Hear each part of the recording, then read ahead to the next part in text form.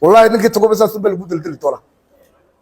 أما حدك موبايل خاصة بس تعال الجودل تلو أما كلاب تبقى خاصة تركني ستال الجودل تلو مقدشة الثلاثة بينات الله واجي إنه دولة وضع لنا واحد لينوجو يستري سبتي ذو طبعا بقى كوح للجودل تونه ترى استودوكا جواد اللي تلتلات عند أول هاي أيام دولنا كانوا والك كود هذا عبد الرحمن عبد الشكور كينا لها سومال وين لعيتيا سو كيم كوباد لما عيتن سو ما تعيتن تيارك ما يصير عبد الرحمن عبد الشكور وأنا قاعد عيتنتي واحد عيتن كان سبع عيتي واحد كلنا هاي كذبت هذا وكوجنا تذكر لما وضع عيتن كانوا لكن هذا الطلاب هذه وين السوق قدام خلبانا كان لي وحوي الشيء كا شلي la yidhi waxa laga ansixiyay muqdisho ee la yidhi dawladda Turkiga la kala marka hore heshiiskaasi inaga ma qusayo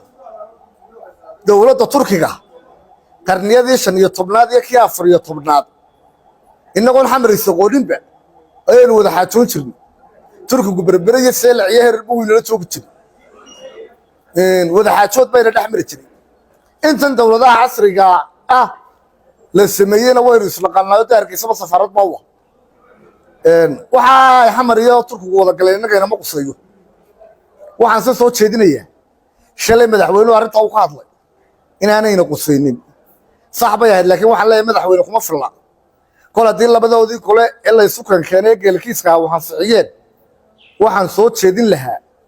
inaad labada kale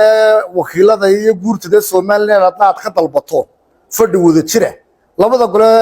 baarlamaanka Soomaaliland ay soo saaraan qaraar ay ku cadeynayaan inaan heshiiskaasi inaga qusaynin waxa la waxay naga galay ma jiraan dawladda xamarna badeena ma karto Turkiguna inaga ma karo qodobkaana intaas ku dhaafaya qodobka saddexaad ka hadlaya waxa weeye xaaladahan isbedbedelayay ama badle ama hawle ama siyaasad le Soomaaliland iyo Soomaaliya u dhaxaya maanta xaaladdu meel adag bay maraysaa waxa ay halka loo dhaafaa ee hadalka iyo hadal ku rooyahay dowladda loo dhaafaa waxa weeyaan deen gacanta la isla tago waxaan odhan lahaa shacabka reer Soomaaliland iyo jamhuuriyadda Soomaaliland baa inta weli ka diyaar garoobay siyaasaddu kaftan malay maanta nimankaas wax dagaal ah oo xaqooda ay la hadayaan ma jirto inayna soo weeraraan u baahnay weerarkooda waa in loo diyaar garoobaa madaxweynaha waxaan odhan lahaa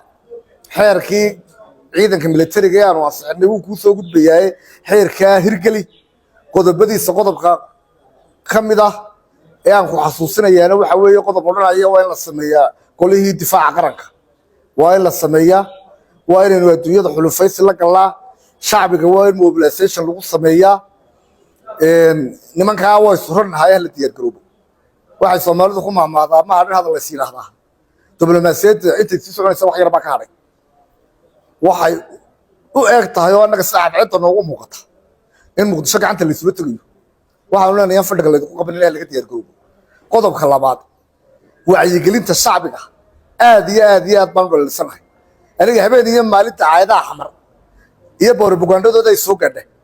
propagandadeenu ima soo gaadho